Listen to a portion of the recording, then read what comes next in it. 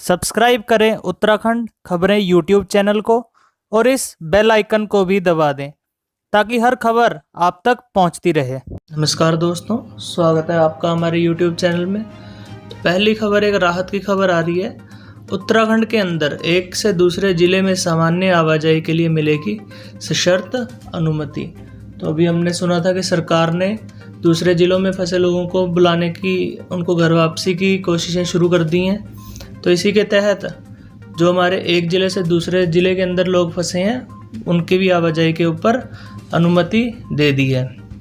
देखते हैं इस खबर को। उत्तराखंड के अंदर एक ज़िले से दूसरे ज़िले में सामान्य आवाजाही को लेकर सरकार सशर्त अनुमति देने जा रही है। लंबे समय से गृह ज़िले में से बाहर ज़िले में फंसे लोगों को इससे राहत मिलेगी। रेड कैटेगरी से ग्रीन कैटेगरी वाले ज़िले में जाने के लिए केंद्रीय गाइडलाइन के तहत व्यवस्था बनेगी। मुख्य सचिव उत्पल कुमार सिंह ने इस संबंध में अधिकारियों को निर्देश दिए हैं। तो जो लोग दूसरे एक ज़िले में फंसे हुए हैं वो दूसरे ज़िले में आवाजाही कर सकते हैं, पर शर्त ये है कि आपका ज़िला रेड जोन ना हो।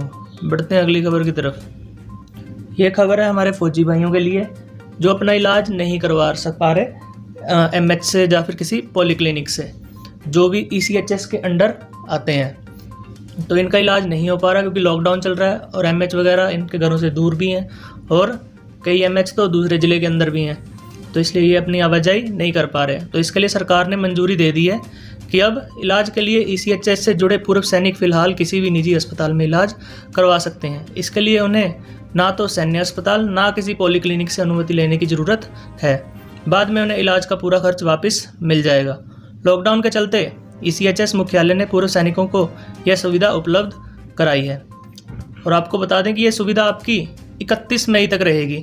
31 मई तक आप किसी भी दूसरे प्राइवेट हॉस्पिटल में जाके अपना इलाज करवा सकते हैं और बाद में सरकार आपका पूरा पैसा रिफंड कर देगी।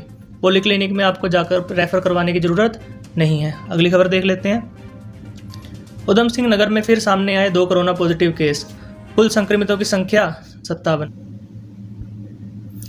उत्तराखंड के उधम सिंह नगर जिले में दूसरे दिन भी कोरोना संक्रमण के मामले सामने आने से हड़कंप मच गया है। जिले के रुद्रपुर में गुरुवार को कोरोना संक्रमित 2 मरीज सामने आए हैं। बुधवार को बाजपुर में एक कोरोना संक्रमित मरीज सामने आया था। इसके साथ ही प्रदेश में संक्रमित मरीजों की संख्या 57 हो गई है। वहीं सामने आए 57 मरीजों में से 36 मरीज ठीक हो चुके हैं। तो हमारे प्रदेश में ये आंकड़ा रुक नहीं रहा है, अभी भी एक 2 केसेस आते जा रहे हैं। अब एक केस बाजपुर में आया है और टोटल केसेस हो चुके हैं 57। पर इसमें से अच्छी बात यह है कि 36 मरीज ठीक होकर जा चुके हैं। अगली खबर है नेपाली भाइयों के लिए, जिनके लिए 1 महीने बाद अंतर्राष्ट्रीय झूला पुल खोल दिए गए हैं और जिसके कारण 2257 लोगों को घर वापसी हुई है। तो काफ़ी टाइम से नेपाली लोग यहाँ पे फंसे हुए थे, तो उनके लिए दोनों गवर्नमेंट ने अपनी सीमाएं खोल दी हैं, जिसकी मदद से काफ़ी लोग वतन चले गए हैं वापस। 1 महीने के लंबे इंतजार के बाद आखिरकार बृहस्पतिवार को करीब 2257 नेपाली नागरिकों की वतन वापसी हो गई। भारत और नेपाल को जोड़ने वाले 3 अंतर्राष्ट्रीय झूला पुलों को खोला गया। 1 माह बाद भारत के अलग अलग शिविरों में निकलकर वतन वापसी के दौरान सभी नागरिकों के चेहरों पर खुशी के भाव थे। तो ये काफ़ी लोगों की वापसी हो चुकी है। देखते हैं अगली खबर। इस साल संभव नहीं कैलाश मानसरोवर यात्रा, भारत चीन व्यापार भी स्थगित होने के आसार।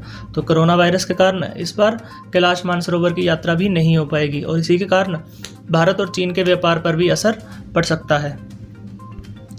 कोरोना संक्रमण के चलते विश्व प्रसिद्ध कैलाश मानसरोवर यात्रा का संचालन अब इस वर्ष संभव नहीं लग रहा है। विदेश मंत्रालय की कैलाश यात्रा को संचालित करने वाली एजेंसी कुमाऊं मंडल विकास निगम के अधिकारियों के साथ ना तो कोई बैठक हुई है और ना ही कोई निर्देश जारी हुए हैं। तो ये इस बार मुश्किल ही लग रहा है कि ये यात्रा हो पाए। अगली खबर आ रही है। मरीज को कंधे पर लेकर 6 किलोमीटर चढ़ी खड़ी चढ़ाई, अस्पताल ले जाने को नहीं मिला वाहन। तो हम लोग बिहार, झारखंड यहाँ से तो खबरें सुनते रहते हैं कि किसी को एम्बुलेंस नहीं मिली, पर अब ये वारदात हमारे प्रदेश के अंदर भी हुई है, जहाँ पे एक जो युवक था उसको एकदम से प्रॉब्लम हो गई और उसको जाने के लिए रास्ता नहीं मिला। उत्तराखंड के साहिया गांव में सड़क सुविधा न होने के कारण गुरुवार को बिजनू गांव के बिजनाड़ अनुसूचित जनजाति बस्ती में रहने वाला एक युवक की जान पर बन आई। परिजनों ने कंबल और बांस के डंडों के सहारे तैयार की डांडी कंडी के सहारे युवक को करीब 6 किलोमीटर की खड़ी चढ़ाई चढ़ मुख्य सड़क तक लाया, जिसके बाद निजी वाहन से उसे नज़दीकी PHC कौंसी में भर्ती कराया गया, जहां वर्तमान में उसका उपचार चल रहा है और उसकी हालत स्थिर है। तो ये काफ़ी शर्मसार करने वाली बात है हमारे सरकार के लिए कि रोड नहीं है। बढ़ते हैं अगली खबर की तरफ। उत्तराखंड DG ने जारी किया आदेश, 55 साल से अधिक उम्र के पुलिस कर्मियों को फ्रंटलाइन ड्यूटी से हटाया।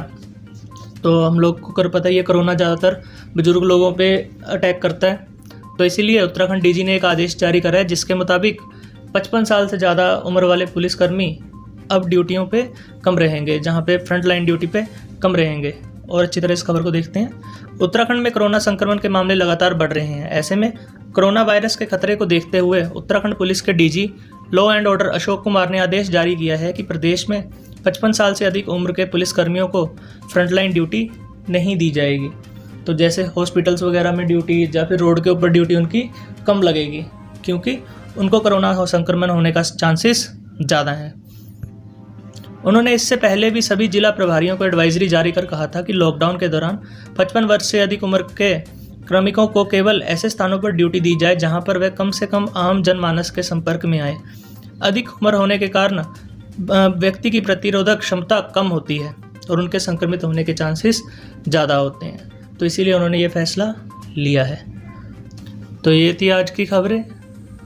अगर आपको कोई डाउट हो तो हमें कमेंट सेक्शन में लिख कर बताएं और हमारी वीडियो को लाइक, शेयर और कमेंट ज़रूर करें और हमारे चैनल को सब्सक्राइब करना ना भूलें, ताकि इस तरह की और खबरें हम आप तक लेकर आते रहें।